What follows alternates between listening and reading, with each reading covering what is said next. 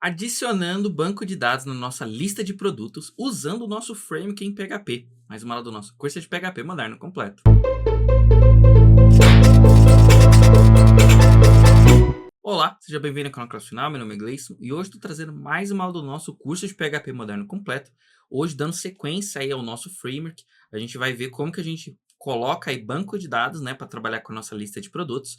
Por enquanto a gente está desenvolvendo aqui um framework e eu estou mostrando como que a gente pode usar o nosso próprio framework aí para você poder desenvolver uma aplicação, tá? Então a gente vai fazer ali uma lista de produtos utilizando banco de dados. Então esse vídeo aqui ele vai ser dividido. Primeiro a gente vai fazer a configuração inicial, que é criar a migration, criar a tabela, criar os dados básicos, e depois a gente vai vir a próxima aula, que vai ser a gente colocar esses dados em tela, e talvez possa acontecer de ter uma terceira aula ali para a gente poder finalizar. Tudo vai depender do tamanho aí que vai ficar a aula, então a gente vai ver aí nas próximas aulas. Se você não assistiu às aulas passadas, que a gente vem montando o framework, que eu mostrei como instala o Xdebug, como que usa o Xdebug, né, para a gente poder começar a de fato entender como a nossa aplicação está funcionando. Volta lá, assiste, executa o código na sua máquina, tenha o código em mãos, aí você volta aqui e dá continuidade, tá legal? Vou deixar para vocês a playlist aqui do nosso curso de HTML, que vai ser essencial para as próximas aulas que a gente vai começar a mexer com HTML de fato em tela. Vou deixar as aulas aí do curso de PHP moderno para vocês poderem ir acompanhando também. E vou deixar também o link aqui das últimas aulas aí para vocês poderem estar acompanhando, tá legal? Se estiver gostando do curso, se inscreve no canal, ativa as notificações, comenta aqui abaixo. Segue nas redes sociais, @classefinal e vamos lá pro código. Então, o que a gente vai fazer aqui? Nós vamos criar aqui a nossa migration, tá?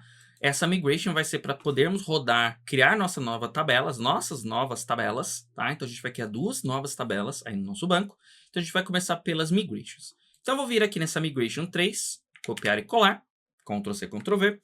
Vou mudar o nome dela para 4 e vou colocar assim, ó, o nome dela.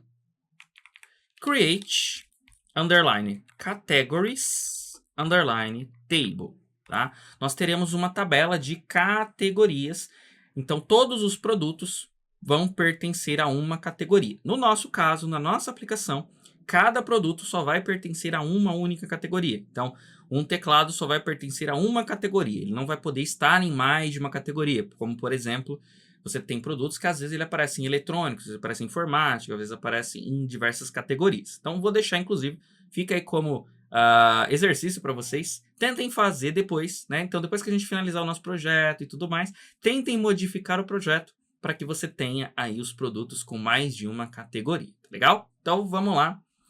Então o que a gente vai fazer aqui? Nós vamos vir aqui no nosso AMP Server, vamos clicar, Database Management, PHPMyAdmin. A gente vai abrir aqui o nosso PHPMyAdmin. A gente vai criar a nossa estrutura da tabela aqui no PHPMyAdmin. Depois a gente só vai copiar e colar o código SQL lá no nosso script. Então, vou entrar aqui. Aqui, dentro do nosso PHPMyAdmin, vou colocar aqui o nome da tabela. Eu vou colocar aqui Categories. Por que Categories? Porque você vai ter mais de uma, não é apenas uma. Você não tem só um produto, você tem produtos, né? Então, por isso Categories. Por isso, migrations. Número de colunas aqui eu vou colocar 6. Se você colocasse 4, daria para acrescentar depois, não tem problema nenhum. Se tiver colocado mais do que deveria, dá para tirar também, então não tem problema. Clicar aqui no criar.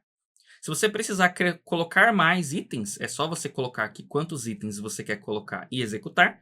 E se você precisar tirar, é só você não preencher, tá? Se você deixar em branco aqui, ele não vai usar, ele não vai criar. Então, primeira coluna aqui do nosso banco será o ID. O ID será do tipo inteiro. Ele vai ter aqui nos atributos unsigned, ou seja, nossos IDs serão sempre numéricos sem sinal, não tem um produto menos 1, menos 2, menos 3. E eu vou colocar aqui o auto-incremento. Isso automaticamente também vai criar para a gente uma primary key, né? Uma chave primária, ou seja, o campo principal que identifica cada registro na nossa tabela é uma primary key, uma chave primária. Tá? Próximo item aqui, eu vou colocar o name e o tipo dele vai ser varchar e eu vou colocar que ele caberá do máximo 255 caracteres. Esse seja um nome bem generoso para o nosso produto, tá? Ele não terá nada mais aqui.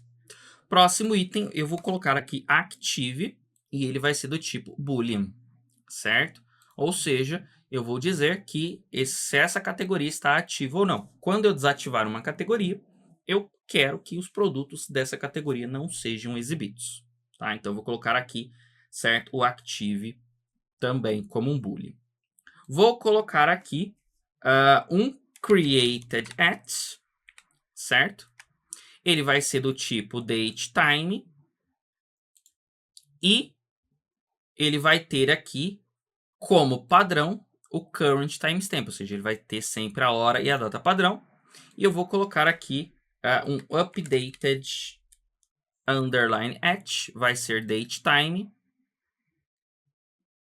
Ele vai ter aqui o current timestamp também, mas ele vai ter aqui uma outra opção, que são os atributos, que vai ser esse aqui, onUpdate current timestamp, ou seja, toda vez que for atualizada alguma coisa, automaticamente ele será atualizado, tá? Esse último campo ficou vazio, não vou usar, não tem problema. Vou vir aqui, mecanismo de armazenamento, vou trocar para InnoDB. Se você clicar aqui, vai abrir a doc do MySQL com os tipos diferentes de bancos, métodos de armazenamento, né, engines de armazenamento. Cada um vai ter aqui as diferenças, o que cada um tem, o que cada um não tem. Vou usar o InnoDB, que é o padrão, costuma ser o padrão, aqui, por exemplo, do PHP, tá?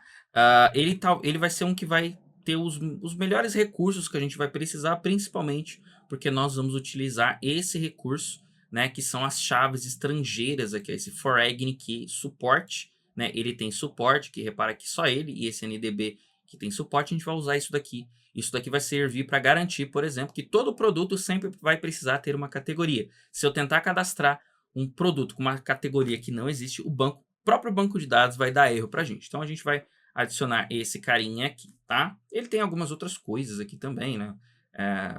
Full text search e algumas outras condições que a gente vai ver ainda. Então, maravilha. Poderia vir aqui também e mudar o collation, né? O collation é quais tipos de caracteres, né, vão estar disponíveis na minha tabela. Eu acho que o meu banco aqui, por padrão, então se a gente vier aqui nas configs, deixa eu ver se já tem aqui, deixa eu voltar aqui na home, para a gente ver como que está configurado aqui, se tem alguma informação aqui. Ó. Então, o nosso banco, por padrão, ele é UTF-MB4. Ou seja, ele sempre vai usar esse char7 aqui, tá? No nosso caso, a nossa tabela aqui, a gente quer especificar. Então, eu quero dizer que ela vai usar aqui UTF-MB4, ou seja, vai ter aqui, vai basicamente ter qualquer tipo de caractere, seja emoji, seja chinês, coreano, russo, ele vai dar suporte para a gente gravar, certo? Então, eu vou colocar aqui, ó, UTF-MB4 e vou colocar esse Unicode C. Esse Unicode C, esse Unicode significa quando você estiver fazendo uma busca no seu banco, certo? Então, eu vou fazer uma busca lá por exemplo, mouse. Ele vai fazer essa busca através dos caracteres Unicode e esse CI significa que não vai haver diferença entre maiúsculo e minúsculo. Se você for no Google agora e buscar por Samsung com S maiúsculo ou com tudo em minúsculo, dá sempre o mesmo resultado, ele não diferencia. Então, vou colocar aqui, certo? E vou clicar aqui, ó, ver SQL, ele vai dar para a gente aqui o nosso código, vou copiar, vou vir aqui no nosso formatador online, então MySQL Online Formatter, entrar aqui, ó, no Code Beautiful, colei o código, tem aqui o meu código SQL bonitinho, copiei, vou na minha migration, vou tirar esse drop table que eu tenho aqui, enter e vou colar aqui o meu código, vou só dar uma indentada aqui, ó, selecionei, aperta tab, certo? Vou apertar mais um tab aqui, pronto. O que eu vou tirar aqui? Eu vou tirar esse projeto é o nome do banco de dados, tá? Por que eu vou tirar o projeto? Porque o projeto vai vir através do env. Se você deixar ali projeto, sempre ele vai procurar um banco de dados chamado projeto. Não é o nosso caso. A gente criou já o mecanismo e o próprio mecanismo já escolhe o banco de dados. Então, vou tirar aqui. Essas classes aqui, pode deixar se você quiser. Eu vou tirar porque eu acho que vai ficar menos coisas para poder ver, né? Menos código na tela. Então, vou selecionar elas aqui, ó, certo? E vou deletá-las.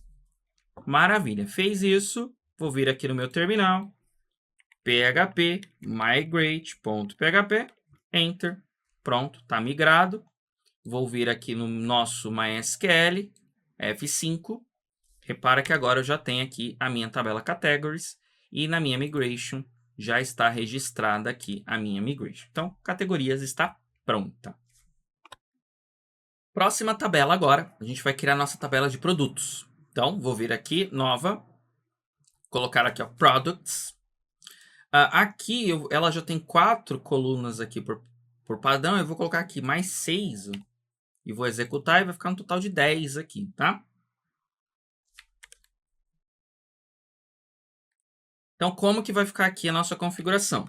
Primeiro campo, ID, inteiro, vai vir aqui atributo unsigned e auto incremento. Próximo item, nome, vai ser do tipo varchar 255, certo? Uma coisa que a gente pode configurar é esse índice, tá? Então, repara que nos índices existem vários tipos de índice. Então, vamos entender para que vai servir o índice. Criei a minha tabela de produtos, cadastrei meus produtos. E preciso procurar um produto pelo nome. Então, vou procurar lá, pode ser o nome inteiro, pode ser um pedaço do nome. Se eu deixar do jeito que está aqui, o que o banco de dados vai fazer? Ele vai buscar o nome, ele vai procurar esse nome em todas as linhas do banco. Então, se o banco tiver 10 milhões de linhas, ele vai ir linha por linha, uma por uma, procurando ali o nome desse produto, tá? Qual que é a vantagem disso? A vantagem é, quando você não coloca nenhum índice, é mais rápido para gravar. Então, essa informação, quando eu for gravar nesse banco, vai ser mais rápido. Qual é o problema? Se eu tiver uma tabela muito grande e eu vou buscar pelo texto, né? Eu vou buscar por um campo de texto, isso vai fazer a minha tabela ficar muito lenta para procurar. É muito comum uma tabela que não tenha índice, por exemplo, no campo que você está procurando, quando você coloca um índice, sei lá, ela diminui 10, 15 vezes o tempo que ela levava para buscar aquela informação. Tá? Então, para isso que existem os índices. E existem diferentes tipos de índices. Então, por exemplo, o mais comum, o mais básico, é um índice normal. Você põe aqui o nome que você quer para ele, certo? E esse índice vai fazer o quê? Toda vez que você gravar o nome dos seus produtos no banco, o banco de dados vai gravar em um local separado o nome dos produtos. E ele já vai deixar esses produtos gravados em ordem alfabética.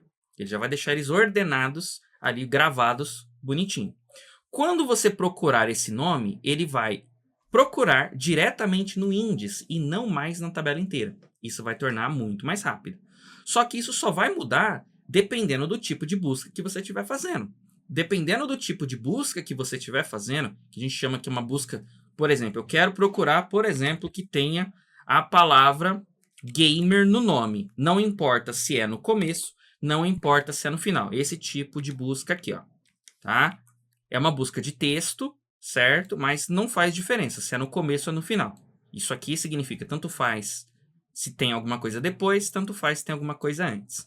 Nesse tipo de busca, ele ainda vai buscar no banco inteiro. Ele não vai conseguir usar o índice. Ele vai conseguir usar o índice em algumas situações. Por exemplo, se eu estiver procurando por mouse, e aí sim, o final pode ser qualquer coisa. Então, se eu colocar aqui, por exemplo, mouse, e o restante for qualquer coisa, ele até consegue reaproveitar o índice. Então, depende do tipo de busca que você está fazendo.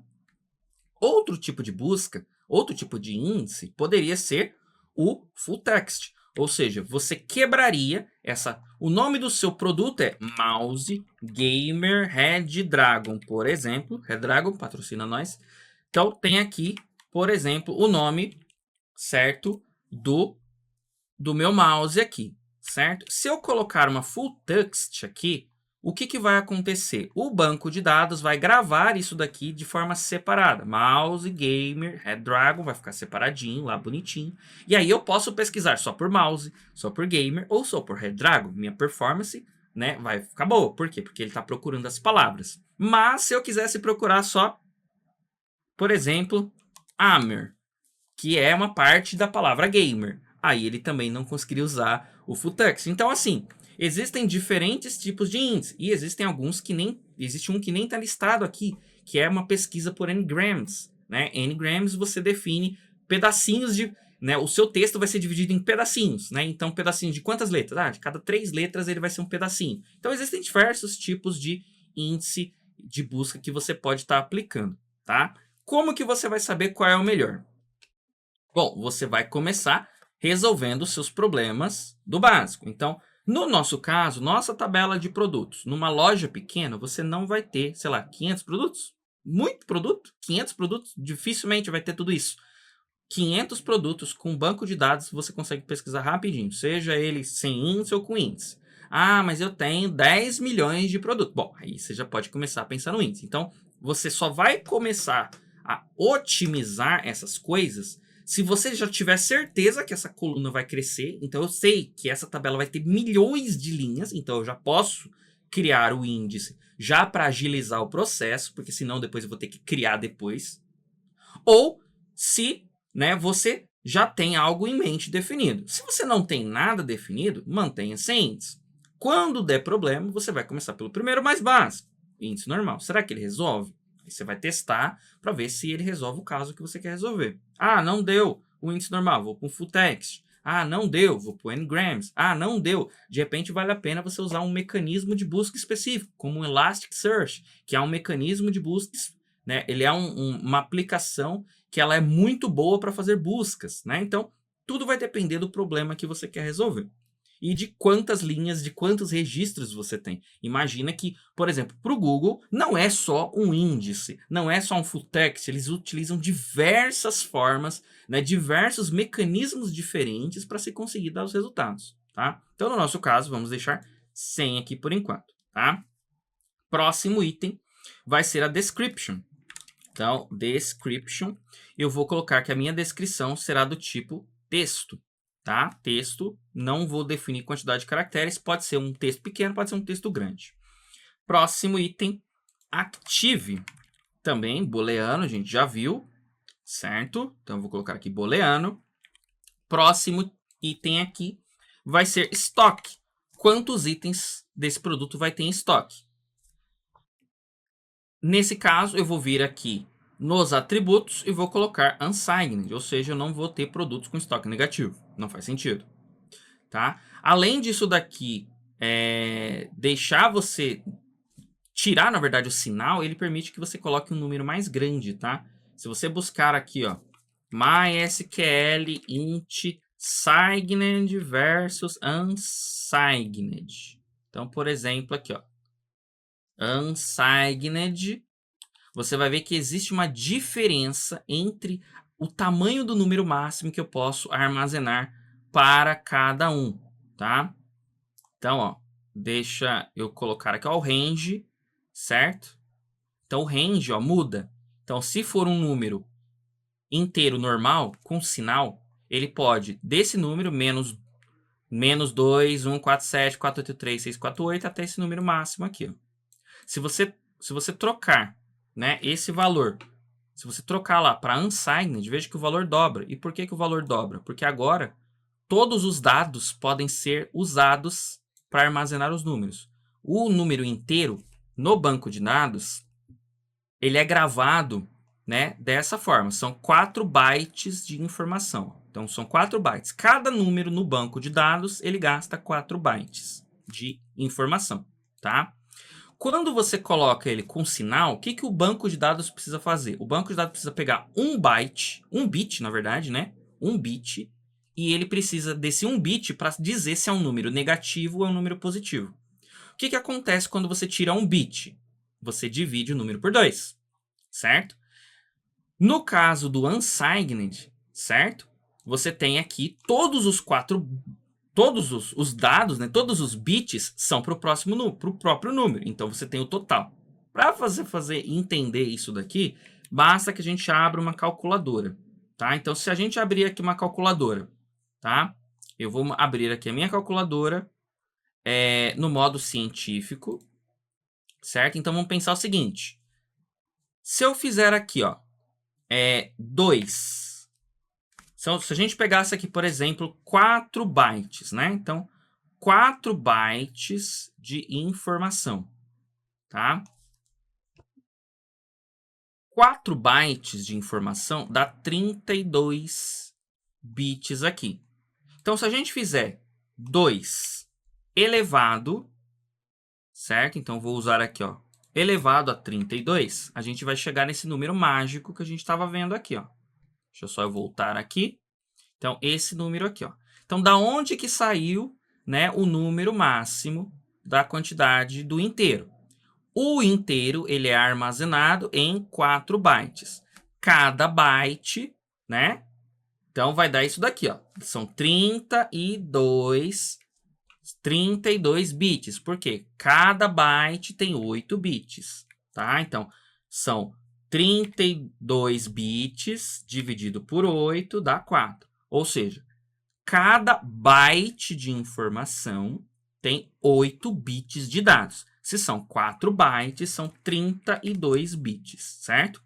Se eu pegar o número 2, por que o número 2? Porque é binário, certo? O computador só trabalha com 0 e 1, então é binário. 2 elevado a 32, eu vou ter o número máximo de, que é esse daqui, certo? Ou seja, de 0 até esse final 295, que dá um total de essa quantidade de números. Ou seja, de 0 até esse número, tem essa quantidade de números disponíveis. Se você tirar um bit para poder dizer qual é o sinal, então o que o banco de dados vai fazer se você não colocar ele unsigned? Ele vai tirar um bit, ele vai tirar o primeiro que tiver do lado esquerdo e vai usar ele para saber se é um número positivo ou negativo. Isso significa que agora você não tem mais 32, você tem 31 apenas. Então, 2 elevado a 31 dá o valor de 2 milhões... Isso, no caso, 2 bilhões, 147 milhões, 483.648 números aqui. Então, ou seja, é essa quantidade para negativo e essa quantidade aqui para positivos. Então, quando a gente trabalha, né, com binário, né, a cada bit que você coloca, o valor ele dobra, né? Então, por esse motivo, né, se eu tenho um bit a menos, né, o valor ele simplesmente cai pela metade, tá? Então, se eu fizesse aqui, por exemplo, 2 elevado a 33, olha que o número já é de 8, ou seja, é o dobro do que era 4 aqui. Ó. Então, cada vez que você acrescenta um bit, o número dobra, cada vez que você tira um bit, o número divide por 2, tá? Então, por esse motivo, e quando você troca ele de signed para unsigned, você está dobrando a quantidade de números disponíveis. É claro que isso significa que o nosso banco de dados caberia até um número de ID, ou seja, eu teria mais ou menos 4 bilhões de produtos que eu poderia cadastrar no banco. Mais do que isso, uma chave do tipo inteiro talvez já não, né, já não vai te atender, você precisaria de outro tipo, tá? Então, maravilha. Que mais que eu tenho aqui? Eu tenho o preço. O preço, você pode armazenar ele de 2 jeitos. Você pode armazenar como inteiro, já vou explicar, e você pode armazenar ele como décimo aqui, já vou explicar. Por que não float ou double, tá? Vamos para você poder entender, certo? Então, eu vou entrar aqui no PHP Online só para a gente poder ver uma coisa. Então, vamos ver o seguinte. Quando você trabalha com um número do tipo float, tá? Então, eu tenho aqui esse float, certo? Um código PHP. Eu estou dando vardump de 0.1, que é um float, mais 0.2, que é um float, certo? Se eu rodar esse código, qual é a lógica que deveria ser? Deveria ser que ele vai me dar 3, 0,3. Se eu rodar o código, ele vai me dar aqui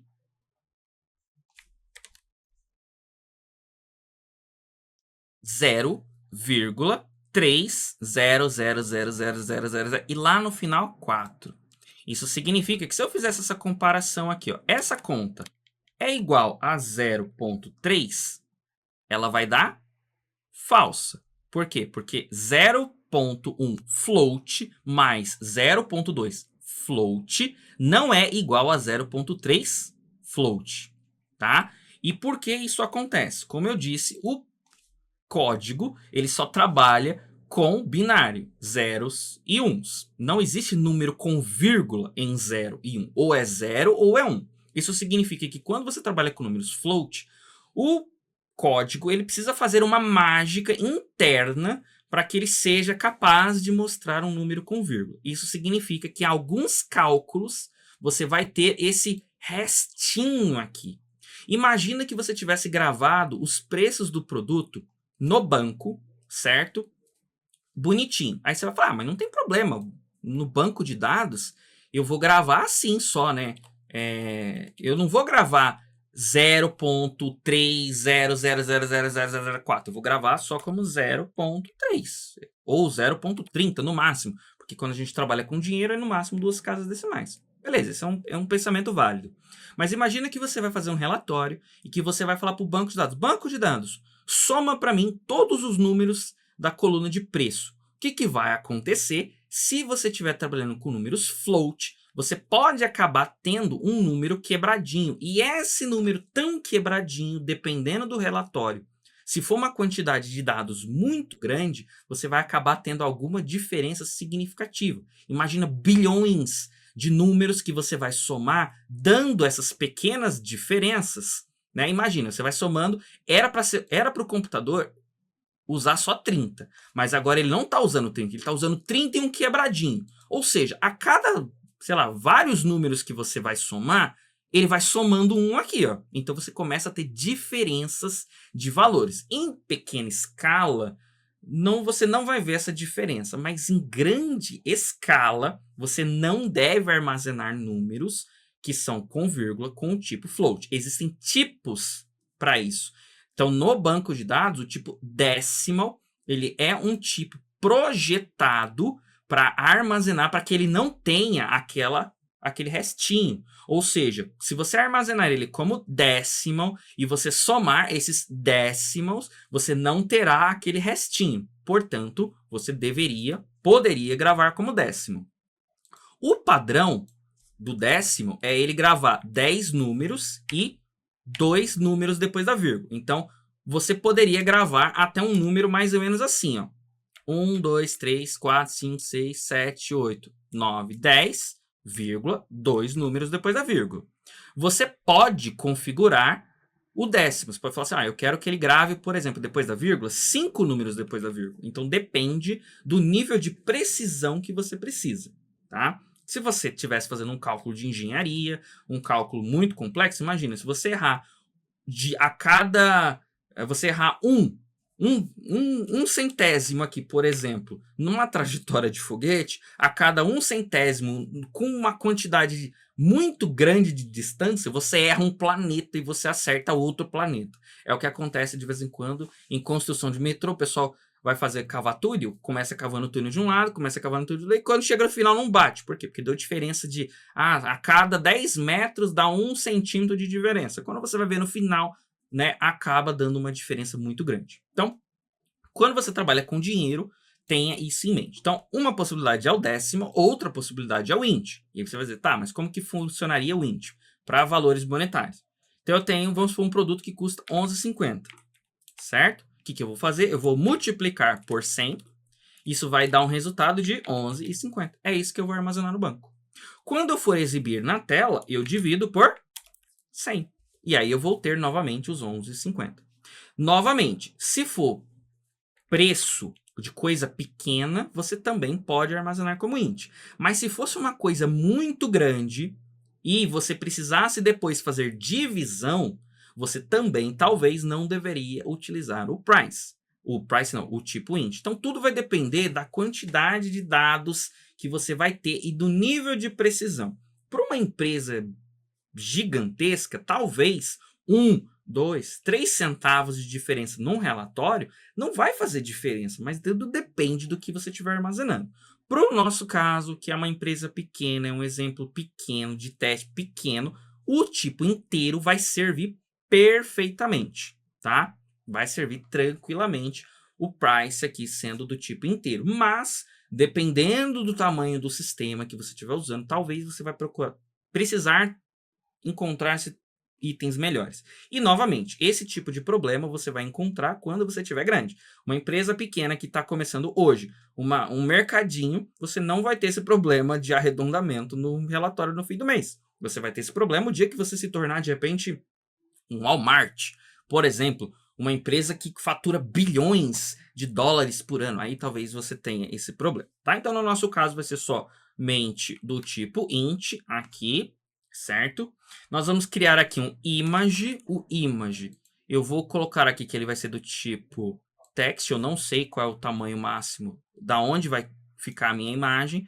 E por que que eu não vou? Eu vou colocar do tipo texto. Quando a gente trabalha com banco de dados, a gente não grava arquivos no banco, a menos que você precise, né? Existe um tipo aqui no banco de dados que são os blobs. Os blobs são arquivos, ou seja, eu poderia pegar uma imagem inteira e gravar no banco de dados. Só que isso vai tornar meu banco de dados gigante. Imagina que você tenha gigabytes de informação. Seu banco vai ter gigabytes de dados, né? Se você tiver gigabytes de imagens e você gravar todas do banco. Então, você só usa armazenamento do tipo blob se você realmente precisa. Então, fala assim, olha, eu realmente quero e eu preciso armazenar esses dados dentro do banco. Então, por exemplo, eu tenho aqui os dados de reconhecimento facial. Talvez valha a pena você gravar em blob. Depende de como for. Ou dependendo de como for, gravar em binário. Tá? Mas no nosso caso eu vou gravar imagem. E é muito mais barato você gravar as imagens num disco, em qualquer lugar, e só colocar onde ela está salva no seu banco. É muito mais barato armazenamento de arquivos do que armazenamento de banco de dados. Para você ter ideia, se você for armazenar, sei lá, 1 gigabyte de informação, por exemplo, numa Azure, numa AWS da vida, você vai gastar por mês em torno de centavos. Se você for gastar 1 gigabyte em banco de dados, já prepara que você vai gastar, sei lá, 2, 3 mil reais de armazenamento. Então, armazenamento é muito barato para arquivos e não para banco. Então, no nosso caso, vai ser text aqui, porque eu não sei onde vai estar a imagem, o seu tamanho do nome do arquivo, tá? Próximo item aqui, created at, vai seguir a mesma estrutura, vai ser aqui datetime, vai ser aqui current timestamp e vai ter aqui o updated at, que vai ser aqui datetime, certo? Datetime. Então, deixa eu colocar aqui. Vai ser current timestamp e ele vai ser também, vai ter aqui o atributo de atualização automática. O collation aqui, a gente também vai trocar para o TFMB4, Unicode C, certo? Eu poderia, ao invés de colocar na tabela inteira, também poderia colocar num campo específico, tá? Você pode especificar que um campo específico vai ter uma collation diferente. E o tipo de banco vai ser aqui INODB. Clicar em ver SQL, gerou aqui para mim o código. Vou copiar o código SQL. Tá aqui, agora seleciono tudo aqui. Copiei o código. Vou formatar ele aqui. Certo? Copiei. Vou lá no meu código e vou criar uma nova migration. Então, copia e cola aqui. Certo? O jeito simples de copiar sem apertar Ctrl+C, Ctrl+V no VS Code, tá? Você seleciona aqui o arquivo que você quer, segura a tecla Ctrl e arrasta para o lado, tá? Isso daqui, na verdade, vale para o Windows em si também. Então, se você tiver aqui, né, no seu Windows, então eu estou aqui com esse arquivo, cliquei, segurei Ctrl e arrastei para o lado, ele vai fazer uma cópia, tá vendo? Então, isso aqui é do sistema operacional, não especificamente, né, do VS Code, tá? Então, vai criar aqui a tabela, a migration 5, create. Então, vai ficar aqui create products underline table. Vou colar aqui o meu script, certo? Vou indentar para ele ficar mais certinho. Vou tirar aqui o nome da tabela. E vou tirar aqui também as classes que não são necessárias, tá? Então, maravilha. Fiz isso, salvei, tá? A gente não vai rodar a migration por aqui ainda. Vou explicar já o que a gente vai fazer, que a gente vai pegar ainda mais uma outra informaçãozinha. A gente vai rodar direto aqui pelo nosso PHPMyAdmin. Vou fechar, vou clicar aqui em salvar, ele vai criar para a gente a tabela. A gente vai deletar essa tabela, inclusive, já, tá? Então, maravilha. Vou clicar aqui. Tá vendo que eu tenho a tabela de produtos? Nessa tabela de produtos, se eu vier aqui em estrutura, eu vou ter esse carinha aqui, ó, visão de relações, tá? E a gente vai usar esse carinha para garantir o seguinte: todo produto ele precisa ter uma categoria. tá? Ou seja, a gente vai ligar a tabela de produtos na tabela de categorias. Como que a gente vai fazer isso? A gente vai criar um novo campo aqui dentro da nossa tabela de produtos. E esse campo vai guardar o ID da tabela de categorias. Ou seja, isso é o que a gente chama de chave primária e chave estrangeira. Então, qual é a chave primária de produtos? A chave primária de produtos é o ID. O que é a chave estrangeira? A chave estrangeira é o ID de uma outra tabela que está associada. Então, eu vou criar um novo campo. Esse novo campo vai guardar o ID da tabela de categorias e é esse ID que vai dizer que o produto pertence àquela categoria. Então, eu vou vir aqui, eu posso escolher aqui onde eu quero criar e eu vou criar ele aqui depois de imagem. Então, adicionar um campo, depois de imagem, executar. Qual vai ser o nome do campo? Category, underline, ID. Qual é o tipo? O tipo dele tem que ser o mesmo tipo do ID da categoria. Então, se a gente voltar aqui no banco de dados, viermos aqui em categoria, qual é o tipo do ID? Int unsigned. Então, ele tem que ter o mesmo tipo. Int e atributo unsigned, certo? Isso daqui vai gerar para a gente um novo campo, tá? Sendo assim, vou salvar aqui, ó, certo? Então, eu já tenho o Category ID. Vou acrescentar isso aqui também no meu script aqui, ó. Eu já sei que o mesmo que tem no ID é o mesmo que vai ter lá em produto. Então, eu vou copiar aqui do ID, ó, isso, e vou colocar aqui, ó.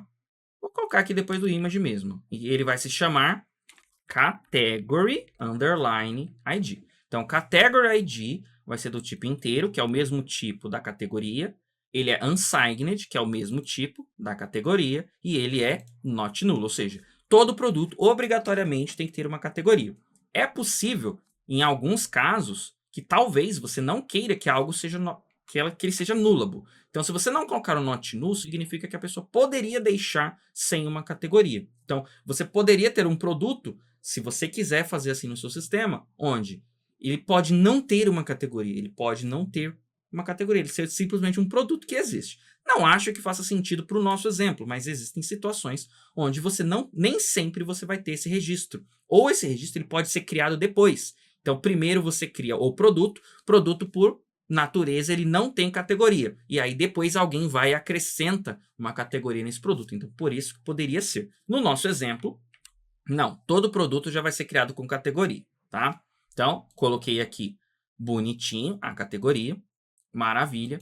Vou vir aqui agora em visão de relações, certo? E aí eu vou criar aqui o nome da minha relação, tá? Na verdade, eu vou até deixar aqui em branco por enquanto. E aí a gente vai criar aqui as configurações do nosso relacionamento. Então, como que vai ser nosso relacionamento?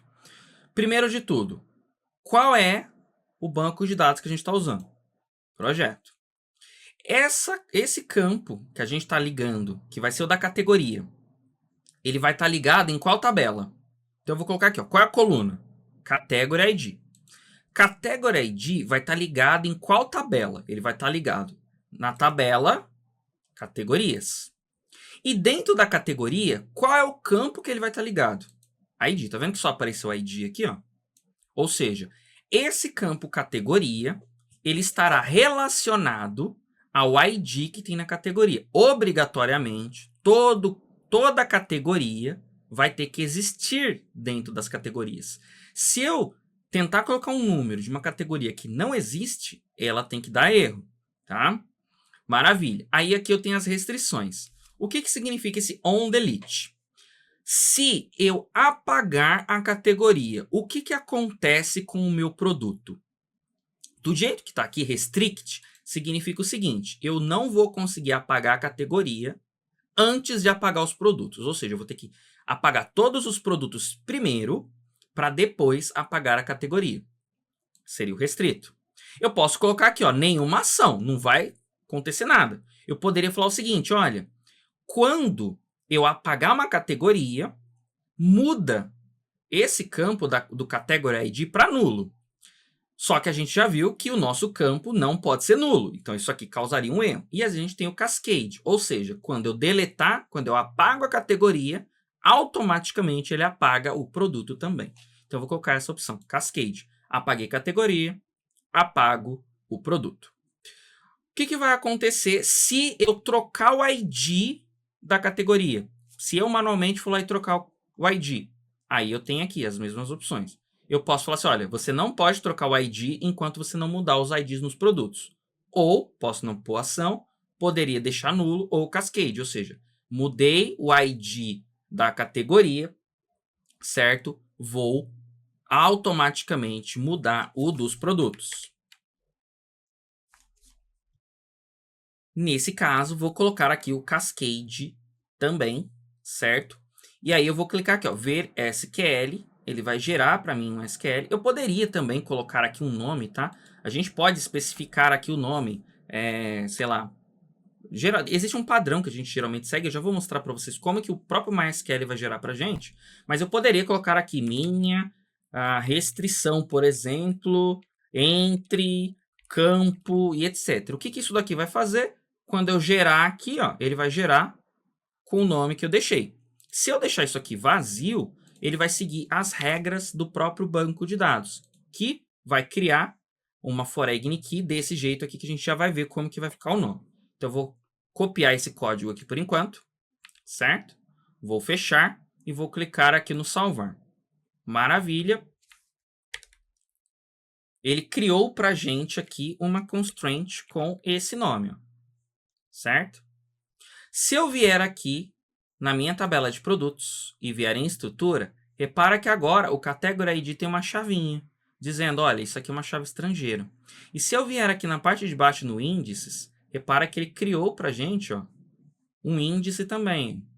Ele criou aqui o Category ID, que está ligado, né? Ele é da coluna Category ID aqui, ó, tá vendo? Não pode ser nulo, tem aqui algumas informações. Então, toda vez que eu crio aquele item que a gente chama de constraint, né? Então, você viu que apareceu escrito aqui, ó. Deixa eu voltar aqui, ó. Apareceu escrito pra gente aqui, ó. Nas constraints, né? Constraints são as restrições. Ele criou essa restrição com esse nome automático. Tá? Poderia eu criar um nome aqui. Geralmente, a gente costuma dar nomes para as nossas restrições. E alguns bancos de dados, alguns frameworks, né, como o Laravel, por exemplo, ele já costuma colocar um nome padronizado. Ele costuma usar aqui o nome da tabela, o nome da coluna e etc. No nosso caso, aqui, como um exemplo bem simples, a gente vai deixar com esse nome aqui. Esse nome serve, se você quiser depois, você pode, através desse nome, você pode deletar. Então, eu posso deletar essa constraint. Como que eu deleto essa restrição? Pelo nome. Como que eu altero essa restrição? Pelo nome. Então, por isso que existe um nome aqui, tá? Mas no nosso caso, acho que não vai ser necessário. Então, eu já tenho aqui na estrutura, na minha visão de relações, já está configurado, e eu já tenho aqui que ele criou o índice para a gente, tá? Maravilha. O que eu vou fazer agora? Com aquele código que eu copiei e ainda está na memória, eu vou vir aqui no meu VS Code e vou acrescentar aqui mais um DB execute statement. Então, eu vou colar aqui, ó, DB execute statement. Vou passar aqui a connection e eu vou colar o código que eu copiei lá. Esse código é o código que cria essa constraint, ou seja, ele vai criar a tabela de produtos. Depois que a tabela de produtos estiver criada, ele vai fazer essa ligação. Ele vai garantir, a partir de agora aqui, né, só vai poder existir caso exista no outro. Ou seja, na tabela de produtos só pode ter um ID de categoria que de fato exista. Maravilha. Fez isso, vou vir aqui no banco e vou deletar minha tabela. Tá? Então, vou vir aqui, estrutura, vou vir aqui no próprio banco, aqui, ó. Seleciono aqui a tabela de produtos, eliminar, confirmei, tá deletada. Agora a gente vai rodar a nossa migration. Então, vem aqui na migration, php migrate.php, rodei, ele deu um erro aqui, dizendo que eu tenho um erro aqui, deixa eu ver onde que ele deu erro aqui. Ele deu erro aqui porque nós colocamos aqui o nosso category ID manualmente, né? Mas nós não colocamos, faltou a vírgula aqui no fim da linha, tá? Então, agora sim, tá com a vírgula, tá funcionando. Vou rodar novamente a minha migration, php migrate, ó, rodou tudo aqui, certo? Se eu vier no meu banco, aqui no MySQL, eu vou dar um F5, ele vai criar aqui, ó, tem aqui a tabela de produtos. Se eu vier aqui na tabela de produtos, repara que ele tem aqui, ó, o Category ID, bonitinho, do jeito que a gente criou, tem aqui o índice, certo? E se nós viermos na visão de relações, ele tem aqui bonitinho a nosso relacionamento. Feito isso agora, nós temos a nossa estrutura de tabela pronta. Então vamos fazer um teste aqui, ó. Eu vou vir aqui na categoria, vou vir aqui no inserir, vou colocar aqui o nome, por exemplo, Gamer ativo 1. Não vou preencher aqui, isso aqui é automático, né? Por padrão, ele já vai preencher com a data e hora. Executei. Temos aqui agora uma categoria. Vou vir aqui no produto e vou preencher o produto. Certo? Inserir. Tenho aqui o ID, eu não preciso preencher, porque ele é automático. Certo? A gente colocou que ele é auto-incremento. Então, nome, vou colocar aqui Mouse Gamer. Vou colocar aqui na descrição Mouse Gamer também, porque eu sou muito criativo. Depois a gente pega o nome de um produto certinho. Ativo vai ser 1. Estoque eu tenho 10. Preço dele, vou colocar aqui 50. Esse 5.000 significaria R$50, né? Ou seja, 50 vezes 100 vai dar 5.000. Imagem, eu vou colocar aqui imagem, por enquanto, .jpg. A gente ainda não tem imagem. Categoria, repara que já aparece para mim a categoria, certo? Ó, eu não consigo vir aqui e colocar uma categoria que não existe. Vou colocar aqui categoria Gamer.